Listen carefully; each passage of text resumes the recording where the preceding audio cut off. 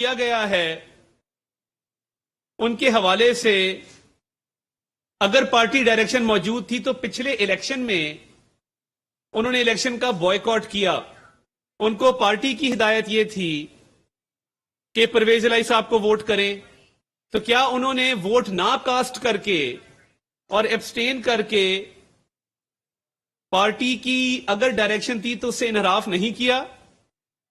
और आज जब डिप्टी स्पीकर साहब ने कल पिछले इलेक्शन की गिनती बताई और बताया कि परवेज इलाही साहब को 0 वोट कास्ट हुआ था पिछले इलेक्शन में, तो ना तरीके इंसाफ की तरफ से ना काफ लीग की तरफ से किसी ने इस बात को डिस्प्यूट नहीं किया, इस पे ऑब्जेक्ट नहीं किया कि उनको 0 वोट नहीं डले थे। 0 वोट डले थे क्योंकि बॉयकॉट किया गया था। अब अगर पार्टी डायरेक्शन थी तो वो परवेज इलाही को वोट करने की थी। तो ये चंद सवालात हैं जिनके जवाब आना बहुत जरूरी है कि वो पार्टी डायरेक्शन किस फॉर्म में दी गई, किसको दी गई, कैसे दी गई। और देखिए, बहुत वाज़ेह है कि ये एक आईनी और कानूनी मसला है, इसकी तशरीह होना बहुत जरूरी है और ये एक अहम नौयत का मसला है। इसलिए हम ये समझते हैं कि जिन जज साहिबान ने इस पर पहले फैसले दिए हैं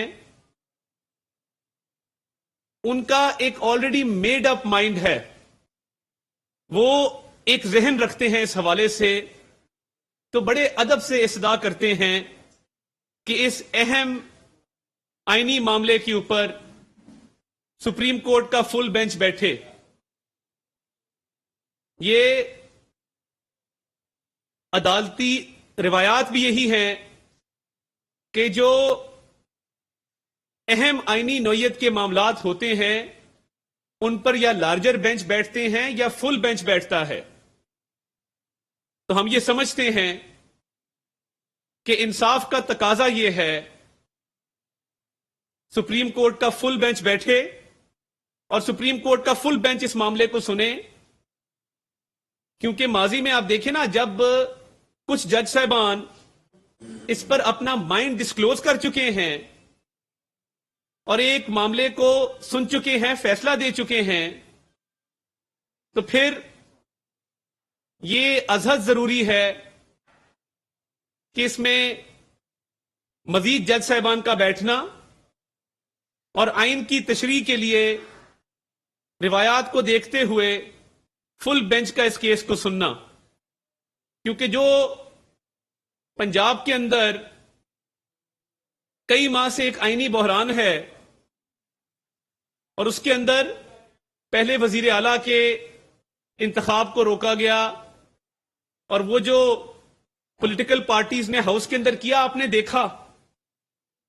फिर वजीर आला के ओहद से गवर्नर ने इनकार कर दिया, फिर गवर्नर की अपॉइंटमेंट से सदर ने इनकार कर दिया। उसके बाद खुदा खुदा करके जब वजीर आला का हल्फ होता है तो काबीना पर इतराज उठा दिया गया, काबीना मार्जे वजूद में ना आ सकी। तो जिन पॉलिटिकल पार्टीज ने पिछले 4 माह से पंजाब में एक आईनी बहरान बर्पा किया हुआ है, क्या उनसे यह सवाल नहीं होना चाहिए कि वो आज किस मुंह से कोर्ट गए हैं और क्या इस्तदा लेकर गए हैं? माजी में जब मियां नवाज शरीफ साहब का केस आया उसमें यह बात वाज़ेह की गई कि पार्ट हैं वो लामहदूद हैं, जो पार्टी का सरबराह है उसके इख्तियारात लामहदूद हैं।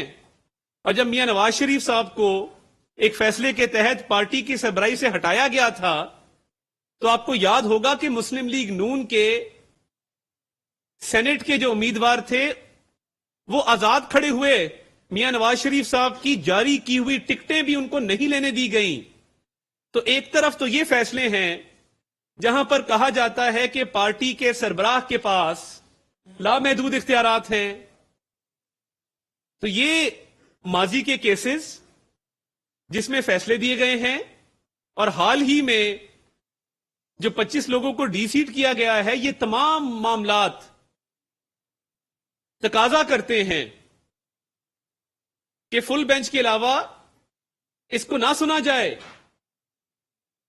और ये आपको याद होगा, बहुत दूर की बात नहीं है जब यूसुफ रजा गिलानी साहब का सेनेट का इलेक्शन होता है, वही प्रिजाइडिंग ऑफिसर की कुर्सी पर बैठकर चेयरमैन सेनेट कहता है कि मैं ये 7 वोट रिजेक्ट करता हूं। और 7 वोट रिजेक्ट करने के बाद यूसुफ रजा गिलानी साहब बहुत थिन मेजॉरिटी से वो इलेक्शन हार जाते हैं। तो क्या उस केस का भी फैसला किया जाएगा? क्या उस केस को भी सुना जाएगा? वो भी गालिबन पेंडिंग है।